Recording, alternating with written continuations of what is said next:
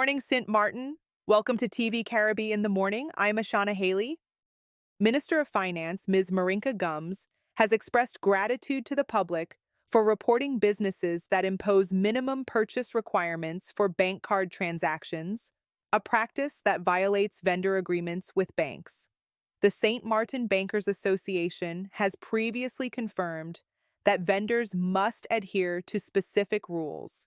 No additional fees for card payments, no minimum purchase limits, acceptance of both MasterCard and Visa, and clear display of card acceptance markings.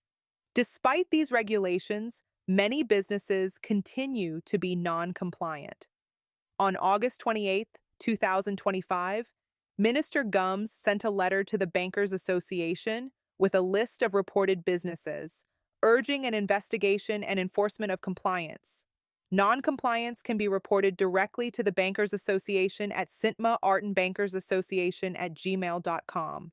While the Bankers Association is responsible for enforcing these vendor agreements, Minister Gums is discussing potential measures with other ministers to link compliance to business license issuance, which could enhance accountability.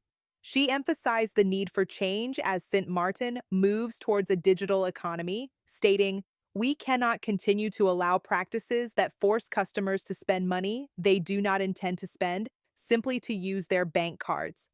The minister is also addressing vendors' concerns about transaction fees with the Central Bank, Van Curaçao, and St. Martin. The St. Martin Yacht Club, SMYC, launched its 2025 to 2026 racing season with the much-anticipated Bart's Bash in Simpson Bay Lagoon. Under race officer Joris Zwiers and coach Sam Peaks, participants enjoyed perfect sailing conditions, marked by a steady breeze and sunshine. 20 boats competed across 3 fleets, 8 lasers, 11 Optimists, and 1 Quest. Notable performances included Massimo Lapierre winning the Laser fleet, Nathan Shepard leading in the Optimist fleet, and Jamari de Groot excelling in the Optimist Green fleet. Peaks expressed enthusiasm about the season's kickoff, highlighting the vibrant energy among competitors. Bart's Bash is a global event held in memory of Olympic gold medalist Andrew Bart Simpson, aiming to promote sailing and maritime awareness. Looking ahead, SMYC will host the Soons Dinghy Regatta on October 18th, marking the beginning of the Dinghy Season Championship Series. Cadastre St. Martin is joining forces with the Ministry of Public Housing, Spatial Planning, Environment and Infrastructure, better known as VROMI, and the Ministry of Finance to improve how land and space are managed across the country. The 3 bodies are preparing to sign a first-of-its-kind strategic agreement, which could take the form of a Memorandum of Understanding or National Decree. The goal is to streamline cooperation, cut delays, and bring more clarity to projects that affect daily life on the island. One key focus is St. Martin's digital transformation and emergency readiness. That includes the Address Management Solution project, which depends on Cadastre's parcel and registry data.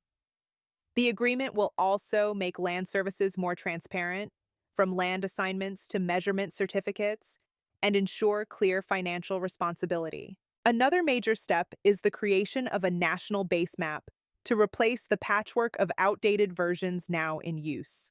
This reliable map will support land use decisions, infrastructure planning, and a new national addressing system, making navigation and public services more efficient.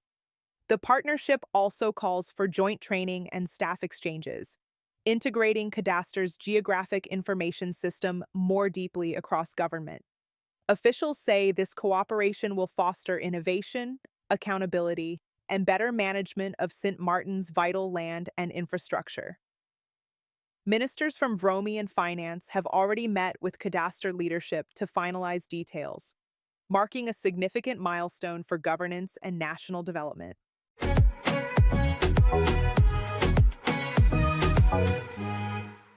What is cannabis? Cannabis is a plant. It contains compounds that make it useful as a medicinal drug. People also use it for recreational purposes, It can have euphoric, pain-relieving, and psychoactive effects, among others, depending on its use. Cannabis-based products come from the dried flowering tops, leaves, stems, and seeds of the cannabis sativa plant. The legal status of medical and recreational cannabis varies among states. People who are considering buying or using cannabis should first check whether it is legal in their state.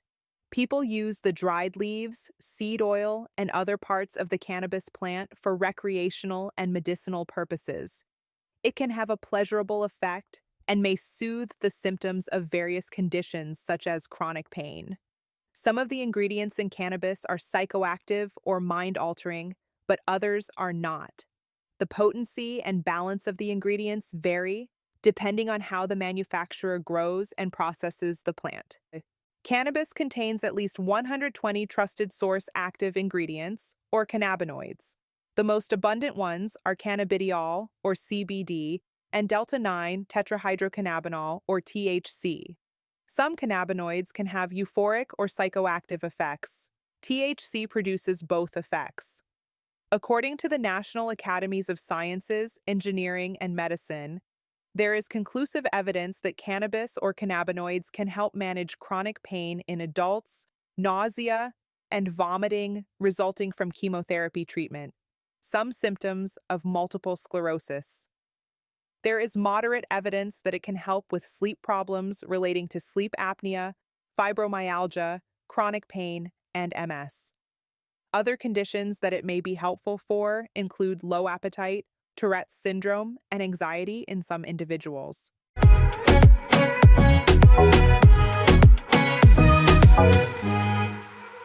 The Beatles have announced the release of Anthology 4 as a standalone album, available in 2 CD and 3 LP formats, alongside existing deluxe box sets featuring remixed and remastered versions of the first 3 anthology albums, complete with a book, posters, and pictures.